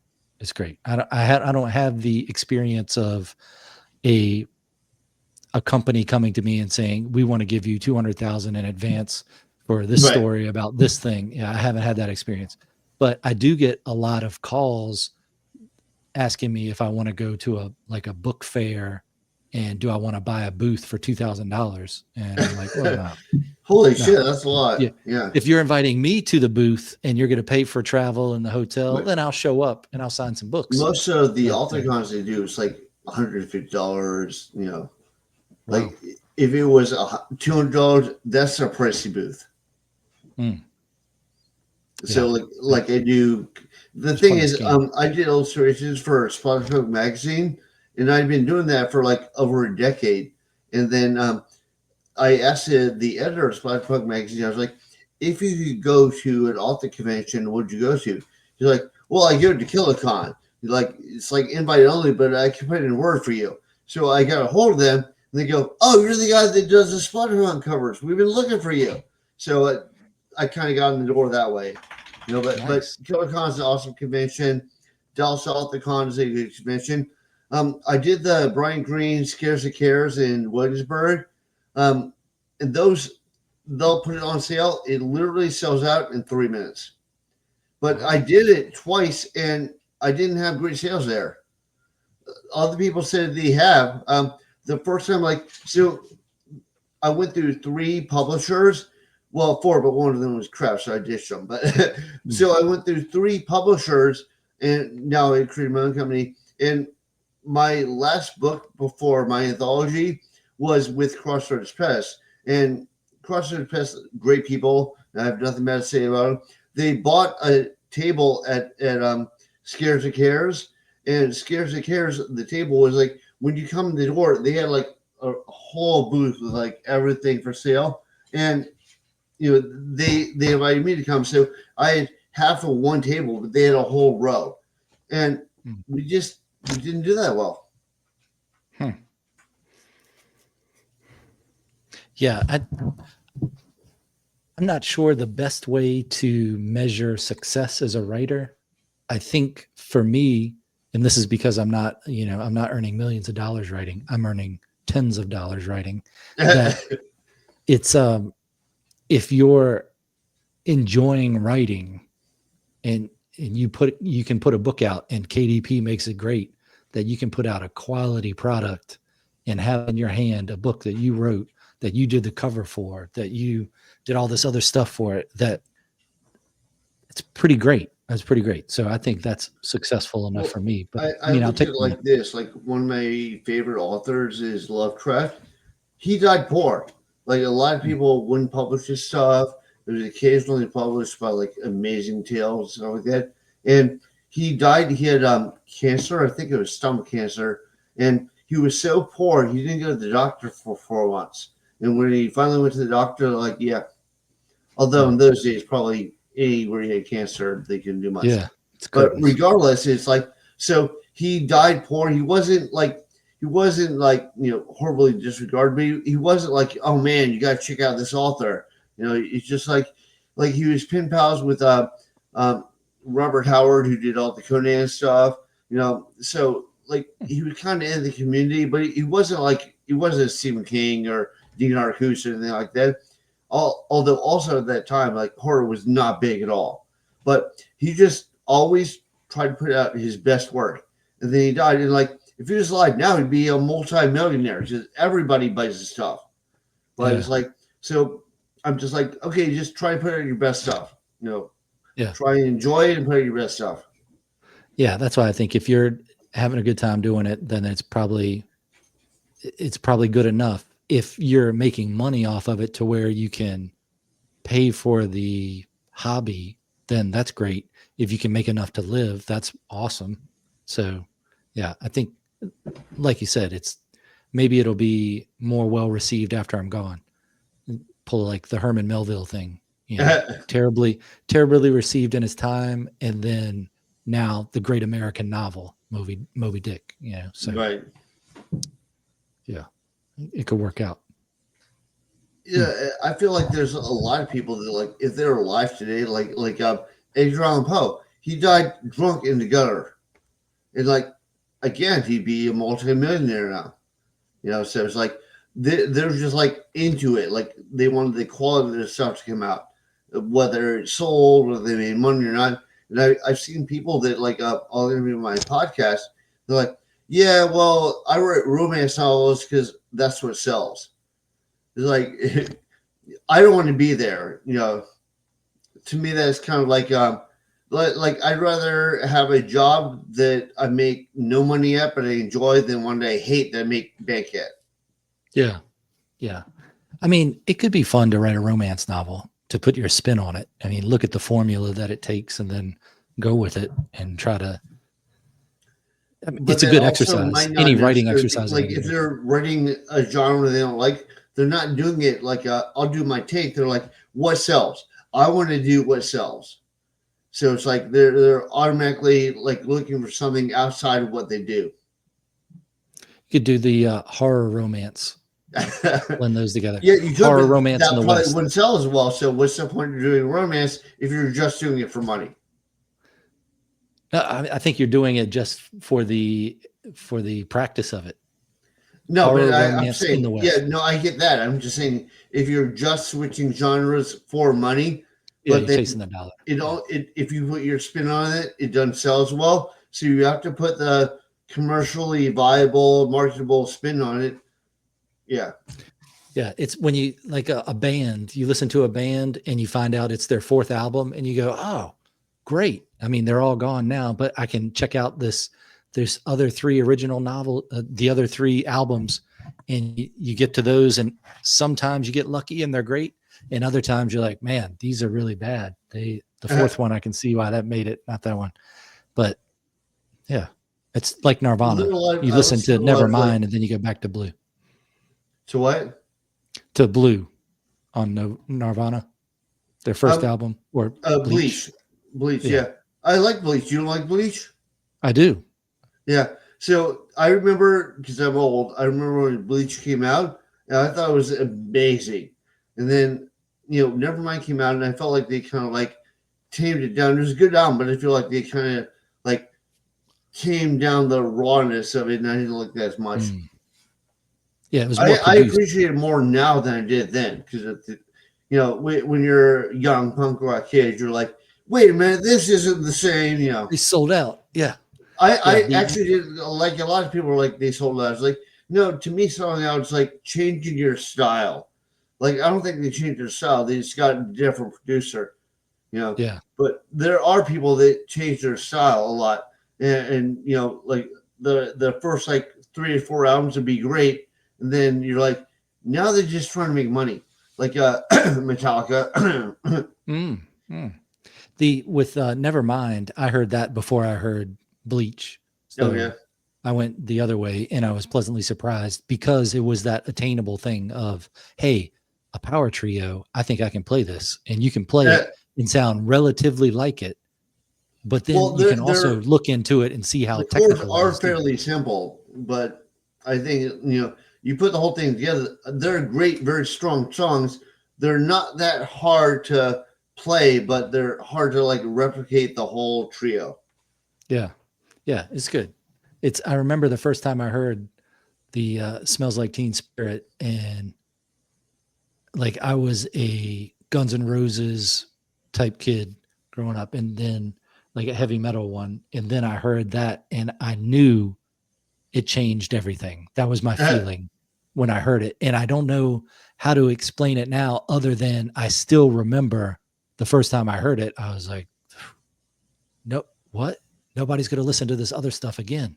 This is why is this so different? And then you look back at it now and you go, I mean, it's similar enough. I guess I was in it more then than I am now, or just Well, a I wider saw experience those now. in the like punk rock subculture. So I saw all the other bands that were kind of similar, like early Mudhoney, early L7. Like that. Like there's Johnson Jr. There's like there are all these bands that were like kind of like on a similar path. So I saw them all, and then when it came out, like I remember it blew up big. I was surprised. Not that it blew up big because it wasn't, I didn't think it was good, but because I was like, really, this is what people are into now, But then it blew up big, and then they got all those like what they call the wannabe grunge bands, they're like all the like Matchbox 20, Candlestick, whatever, like all the bands, that you're like, dude, you're just like trying to bite off a trend. Yeah, I mean, Matchbox 20's got some good songs, though. Well, I don't know. You're not listening to Hang after this? Yeah, they did that one video. What was it with Carlos? Whatever, Santana. but yeah, Santana. And so I thought the girl in that was hot, like the Hispanic girl that he danced with. Okay, there but you that go. was it. Finding some commonality. Yeah, So I was like, right. I Something could for watch the everyone. video just for her, but like the music is not that great. Yeah, yeah. I think I probably had a Matchbox 20 album, but I did appreciate Alice in Chains, Temple of Alice the in Chains, I Dog. love. Yeah, they're great. But I would say the Alice in Chains was like biting off anything. No, I mean, they were just druggies, it's just druggies talking about depression and drugs. Right. And then you realize like Guns N' Roses was a lot of depression and drugs too. Yeah. And you go, oh, man, actually, I'm like glad I Axl dodged Rose these went through bullets. a lot of shit before he became like the Axl Rose. Yeah. Like I think that first album of theirs is awesome. I even like their like two You Should Illusion albums. Not really a fan of Chinese Democracy, but like when it was still the core Guns N' Roses, I liked them. And I think like when people like start talking shit about like artists, I'm like, okay, well I separated the art from the artist. So like I love Misfits. I've heard that people have a lot of problems with Danzig, but I don't go, I can't listen to Misfits because Danzig sang for it. I'm like, Huh. Yeah, I could get down with both of those. Music's cool. Music's cool. Well, you can get that without Misfits and Guns N' Roses. I can listen to both of those. Yeah, I'm all right with that. I'll throw some Danzig in there too. Show me how to I like Danzig, like early Danzig, like the first 4 albums before he fired his band, and then he tried to become like 19 Nails Danzig. Yeah. I think it was Black Acid Devil. I was like, what is this? To just looking for the edges, man. They're looking for the edges, just experimenting, feeling around in the dark. When you're writing, do you listen to music when you write? Like if you're no, I don't. If you're Some doing people a particular do. They have scene? to have a background. I need silence. Wow. Okay. I end up with a soundtrack for my stuff, and oh, really? when I'm first thinking about the scene, I'll think generally about it. And then usually I'm thinking more about it when I'm running or swimming.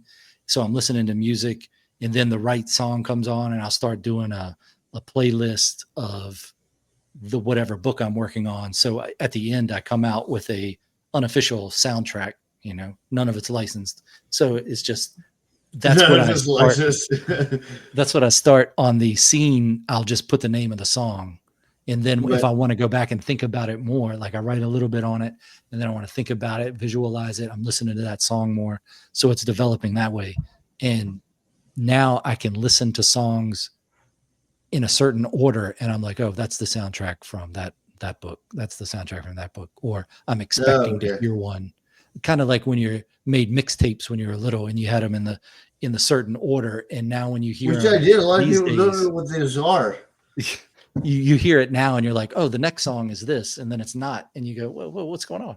I made this tape in the 80s. Y'all don't still have it? So, Yeah. geez. Yeah. What I do is I don't know if this goes for you, but like when like I come up with the best ideas when I do something like bike riding or something. Like something about the endorphins, being outside, whatever. And all of a sudden, like even when I'm writing something, and I don't agree with Stephen King approach of just like splatter everything on the page and then go back in it later. Like I'll be writing, and when I get to a word block, I'll be like, okay, I'll just put this aside to come back when I have a great idea. And then often I'll like, go out for a run or go out for a bike ride or whatever. And just like the endorphins, being outside, maybe breathing the air, all that sort of stuff. I always come up with a great idea. So then I'd write it all down on my phone to memorize all of it. And then when I go back to write stuff, I try to put myself in the scene. Like I'm seeing what the characters are saying. I'm like, so I feel that's like a more realistic approach. And like anything I write about, I try to like visit the place. Like I have a short story where a guy goes to the Loch Ness. I went to the Loch Ness. I didn't want to write that until I went to Loch Ness. I mean, obviously, if you go to space, you're kind of fucked, but you got to make that up. But Yeah. so I try and put myself in. So that's why I don't want music, because I don't want anything that like pulls me out of that. So I kind of know where I'm going because I planned it out prior on my phone, and then while I'm actually writing it, I'm like partially basing it off my notes and partially basing it off of like trying to navigate through that world. Okay. Yeah, I like that. Do you, when you are setting goals for writing, do you do it by like a scene or a topic or time? Like, say, I'm going to write for 30 minutes, or word count or some other Well, way? that's another thing Stephen King does that I don't think the same way he does. Like, I'm not like I have to get 5,000 words down today, or I have to get this many hours in. It's like, so when I have a great idea and I feel inspired, I just go until I feel like the inspiration is run out, and then I stop and I'll come back to it. So and it could be like I get like so like I go down the rabbit hole I get in my head. So I'll just be typing away, and I'm like, wow, it's been like 3 hours, or I may be typing away, and I'm like, I don't know where I should go next. It's only been like 30 minutes, but whenever I feel it's a flow, it's like I try to like get myself into it. Like I'm going through it. I'm like, even if it's character that's nothing like me, it's like I'll just pretend I'm that character and I'm experiencing this. And when I reach the point where it's like, I'm kind of like getting out of that imaginary world, I'm like, okay, I'll just leave entirely and I'll come back when I have more of it like constructed mentally. Do you have ways then that you can get into that state, that creative mindset or that flow or whatever? Well, I think part of that is like when I take the notes, I kind of like know a pathway, and like I said, I try and visualize everything. So if it's a gas station at night, for instance, then maybe what I'll do is I'll Google like a couple dark gas stations, or like maybe there's one near me. So I'll try and picture that while I'm writing. So it's like what I would see if I was at that gas station and I saw on Google is what that character sees. So I feel like that brings it more alive because it's like, Mhm. like this is the image and this person is incorporated in a real image as opposed to trying to construct an image around them. Yeah, I like that because you can also find those little pieces of detail where you're Right, not exactly. explaining everything, but you're like maybe there's an owl landed on something, and Right, or maybe like maybe you like a get it red wrong, part of the or maybe curb is visible or something, just like some yeah. little thing that pops up and you're like, oh, that's cool. I'll throw that in. Hmm. The angle of the curve reminds you of Yeah. American History X and the curb stop. Oh, Yeah, with the curb stomp. yeah. Yeah. That was a Wow. real thing. I remember Nazi skins used to do that a lot. And like I was a punk rocker in Virginia, and like punk rockers and Nazi skins did not get along at all. Hmm. And we get jumped all the time. And the way the skins jump you is they only do it when there's like 10 to 1. So they they like I could go into this. I've had my nose broken 3 times. Like eventually I went to martial arts just because I got beat up so much. I was like, I need to learn something. Yeah, this opens a lot of avenues. Number one, which part of Virginia? I lived in Northern Virginia. It's Fairfax, Virginia. Like my dad worked at the Pentagon. Okay. Like My he's been wife to used to every live at war since the Pentagon Vietnam City. War. Okay. We're both from Virginia, my wife and I was a trooper in Virginia for a little over 14 years. Okay. Richmond, a little bit of Winchester, mainly Virginia Beach, Norfolk. Okay. But okay, so a lot of skinheads in DC, huh? Okay, all Yeah, right. and it's weird. Second It's is weird what because kind of martial DC arts? is mostly black, so it's like 98% black. So there are skinheads in DC that are sharps, which are skinheads against racial prejudice. They'll be like black skinheads and Hispanic skinheads. But then you go to Virginia and they're like Nazi skinheads. And like they're very racist. And I remember there's a thing where like the Nazi skinheads would be like a mark of pride for them, where they like put on a swastika and they like go walking around in downtown DC. They get their ass kicked, but it's like, oh, I stood up for the fatherland or whatever. And I remember Wow. there was a skinhead. He worked at McDonald's, and at McDonald's, like you have to wear like short shoes. So you'd wear Doc Martens, but like the short ones, and they were bright Nice. red. So we call him McNazi. And I Oh, remember he went downtown to DC, got his ass kicked. So he's at the register and he has like a boot stamp on his forehead, taking orders. And we just went in to laugh at him, like we're all pointing and laughing at him. wow. I mean, that's a great beginning to a story. A Nazi, a Nazi skinhead that works at McDonald's. Jeez, that's good. McNazi, yeah. I didn't realize there were that many Nazis in Virginia. What time frame were you in? Were you there? Oh, this is like the late 80s, early 90s. Wow. Okay. And I I was remember my parents, my parents are very conservative. So they kicked me out of the house and they moved. So I remember I lived at like a group punk rock house for a while. And there was a local gang called YT, and they were like, ran drugs and whatever. And so they were having trouble with YT. So then they got a different gang. There were skinheads. I didn't, but like some of the people at the house did. So I came home one day and I was like in my punk rock death metal phase. So I like, mm, black eyeliner on and stuff. And I remember I came in and there were like all these skinheads sitting around a table. And one looks at me. He's like, why do you have black eyeliner on? You think you're a girl or something? I was like, no, do you? And that was it. And then I go back with a couple of people. I get trashed. I wake up like a couple hours later with him on top of me, punching me in the face, huh. and broke my nose. I've had my nose broken 3 times.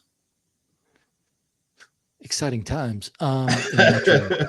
What martial arts did you get into? Well, first I get into Taekwondo. I'm a second degree black belt in Taekwondo, and I Oh, was like a lot of super into kicking. it. I went to the Virginia State Championships. I won a gold medal there. I was like, oh, like this is going to be my thing. And then the UFC came out, and I was like, oh fuck, I got to learn something else. So then I started taking jiu-jitsu. Like now I do jiu-jitsu, I do Muay Thai, I do a bunch of other stuff.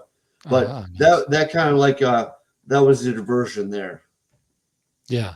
I started with taekwondo, a lot of kicking, a lot of stretching.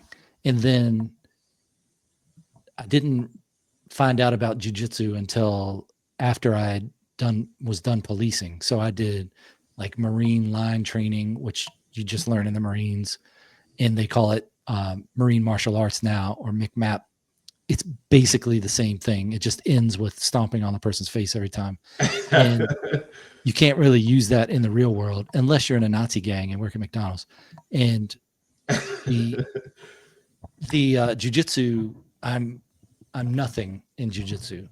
I mean, but I've taken enough of it to realize that I wish I started doing that when I was 20, because I think that's a pretty great one. If you do jujitsu and Muay Thai, jujitsu and boxing, I mean, Muay Thai is a pretty good thing to pair with jujitsu, but I think Muay Thai is way better for like stand up, and it's way better for like the streets. Like jiu-jitsu is great, but you don't necessarily want to use jiu-jitsu unless you're a cop. If you're a cop, then definitely, because you can restrain somebody.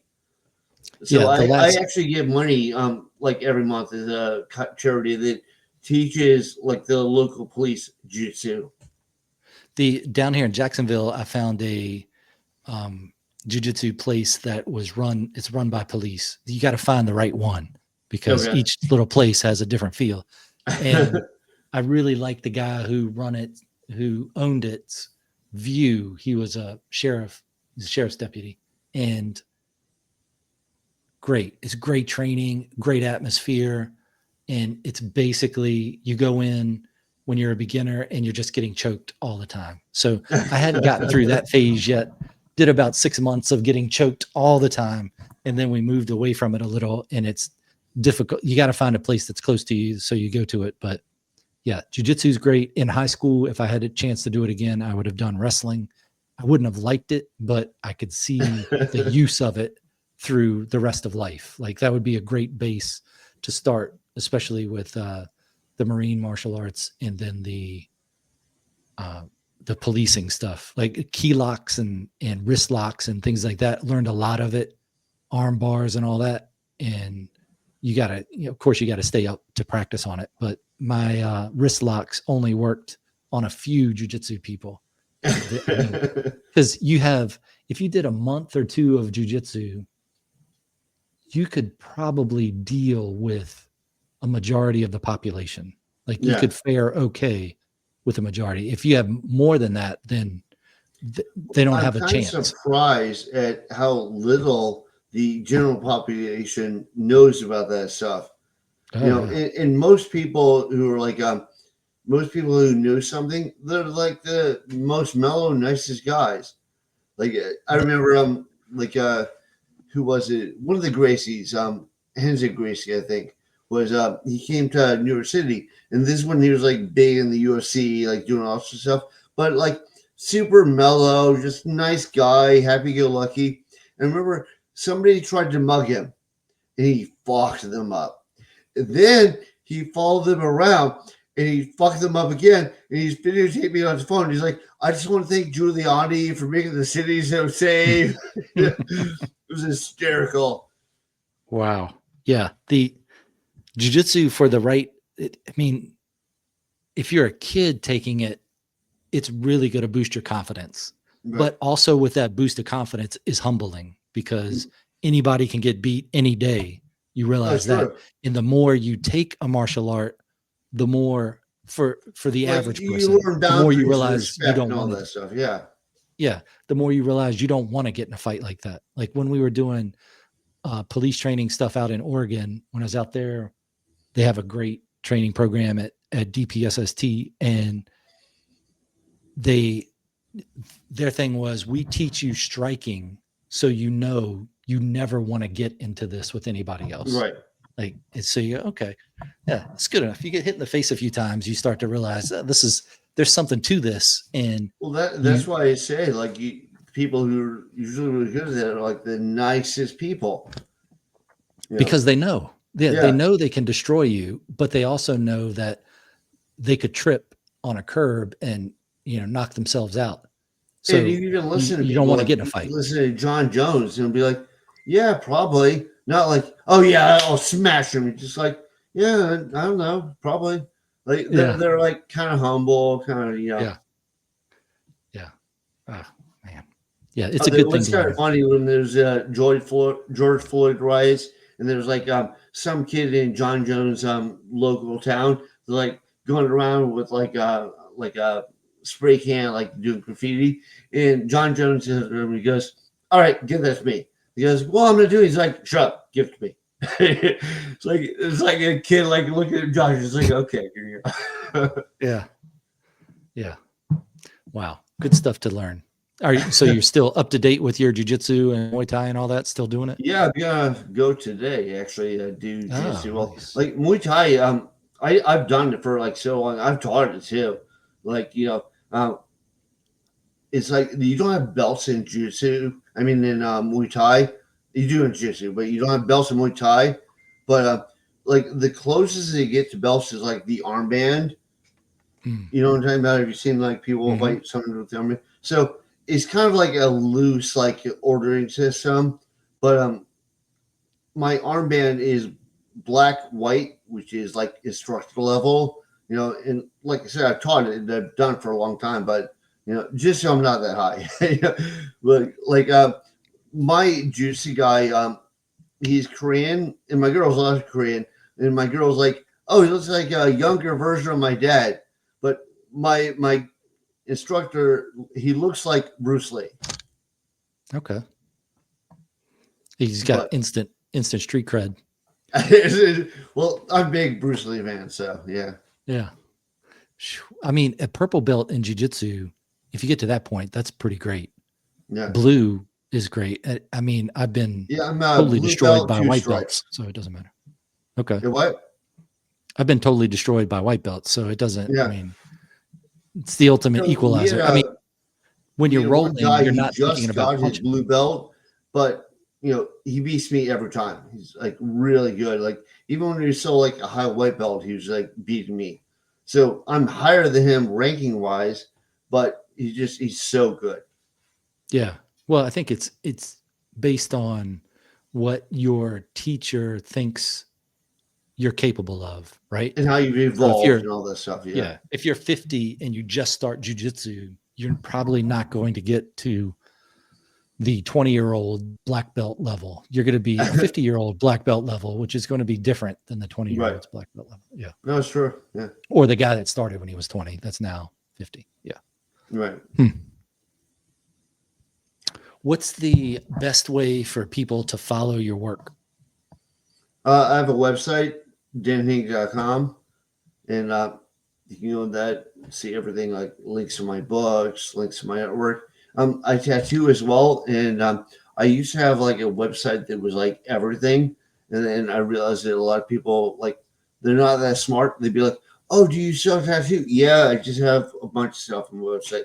So now I have like a little thing. If you want to see Dan's tattoo bar, click here, and I have like a little thing box that pops up. Okay.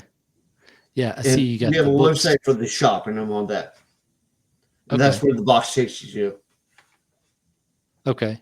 Yeah, I have your website link, and that's going to be in the show notes. So if people want to check it out, just go to Okay. that. It's a good Cool. good looking website. Thank you. I take it you do all the covers for all your stuff, right? Yeah. Yeah, it's good. Like if you look at the paintings, I actually so it was like I said, is more comprehensive. And when I cut it down, my website guy somehow deleted some of my stuff. So I have to slowly get some more artwork up there, but most of it's up there. Okay. And then your podcast you can get to through the website as well, right? Yeah.